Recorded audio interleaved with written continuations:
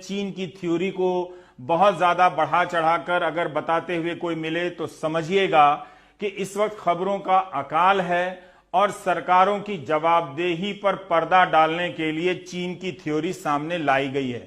ऐसे कई दुश्मन आपके सामने लाए जाते रहेंगे। अभी तो दो चार ही हैं, आगे पता चलेगा कि आपका पड़ोसी भी उसके लिए जिम्मेदार ठहरा दिया गया है कोरोना या कोविड-19 के प्रसार के लिए।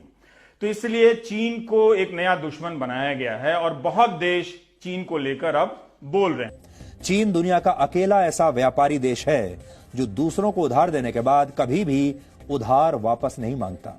चीन सिर्फ ये चाहता है कि ये देश कभी भी उसका उधार चुका ही ना पाए, ताकि चीन उनके बदले में उन देशों की अर्थव्यवस्थाओं पर कब्जा कर ले, उनकी बड़ी बड़ी कंपनियों को कौड़ियों के भाव खरीद ले, उनके बंदरगाहों पर कब्जा कर ले, वहां अपने सैन्य ठिकाने बना ले और उधार के बदले में इन देशों को अंत में अपना उपनिवेश बना ले।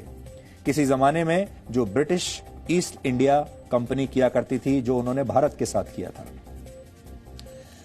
तो यह तो हुई छद्म उदारवाद और आर्थिक धोखे की बात, लेकिन आधुनिक दुनिया के विश्व युद्ध सिर्फ इन दो बातों के दम पर नहीं जीते जाते। इनमें मनोविज्ञान और वैचारिक वायरस की भी जरूरत पड़ती है। इसके लिए चीन ने दुनिया भर की यूनिवर्सिटीज में, थिंक टैंक्स में अपने कैंपस खोले, थिंक टैंक्स बनाए, जहां चीन के दार्शनिक विचारों को पढ़ाया जाता था। यह देखकर लोगों को लगता है कि चीन तो बहुत दार्शनिक देश है, उसकी अपनी एक कल्चर है, उसकी अपनी एक संस्कृति है, उसकी भला क्या महत्वाकांक्षाएं हो सकती हैं। लेकिन यह भी चीन का बड़ा धोखा है।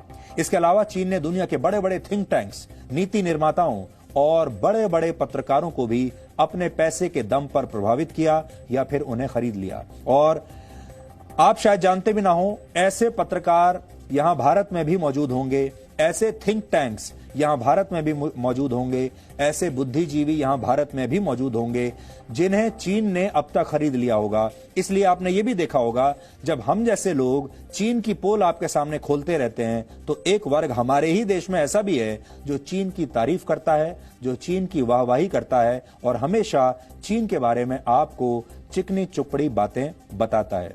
इससे आप अंदाजा लगा सकते हैं कि चीन ने किन किन लोगों को खरीद कर अपनी जेब में रखा हुआ है, और वही लोग इस समय भारत जैसे देशों में भी चीन के ब्रांड एम्बेसडर्स बने हुए हैं।